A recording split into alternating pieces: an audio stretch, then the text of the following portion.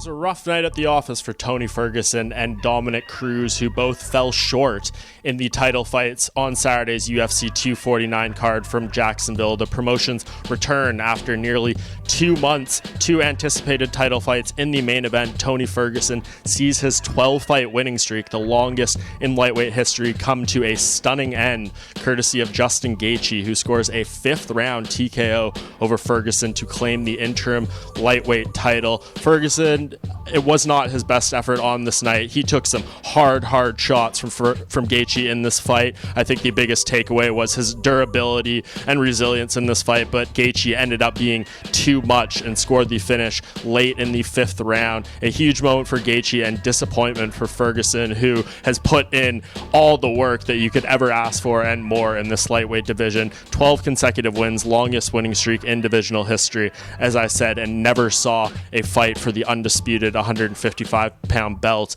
If that turns out to be the case through his entire career and he never sees that shot, it is going to be one of the great tragedies in UFC history. But he needed to win this fight if he wanted to have that matchup with Khabib Nurmagomedov next. It is not going to happen now, and you wonder where this leaves Tony Ferguson. At 36 years of age, he is definitely still one of the very best lightweights in the world. Losing to Justin Gaethje takes nothing away from that, but you wonder what his climb back up is going to be.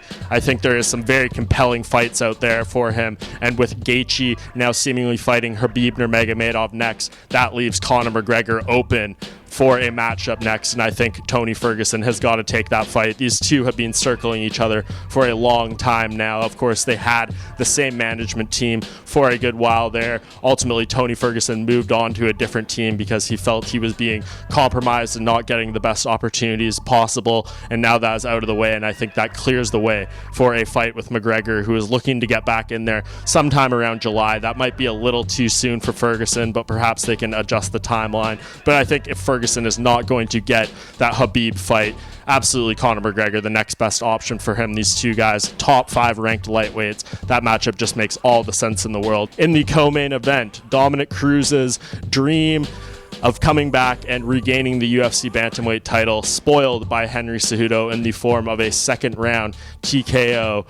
Cruz just could not really get going too much in this fight. A long layoff fighting a elite opponent and ultimately gets stopped. I know Cruz had some big issues with the fight, even accuses the referee of smelling like alcohol and cigarettes after the fact. He was not happy with the stoppage, said it was 100% an early one, but at the end of the day, he does take a loss, and this is now back-to-back defeats for Cruz, dating back to his loss to Cody Garbrandt. You wonder, what is he going to do now? Of course, he has had so much time off, so many injuries, so many hardships, and if he is able to get this win, I think he extends his career a bit. With the loss, I'm not sure what happens. He, of course, has a good broadcasting career going on, has a lot to do on that end of things, so I would not be surprised if he decides to commit himself there. But with Cejudo retiring after the fact, that leaves the bantamweight title open, and perhaps Cruz could be one or a immediate title fight away from getting that belt again. So we'll have to see how that shakes out. I think Cruz will make his decision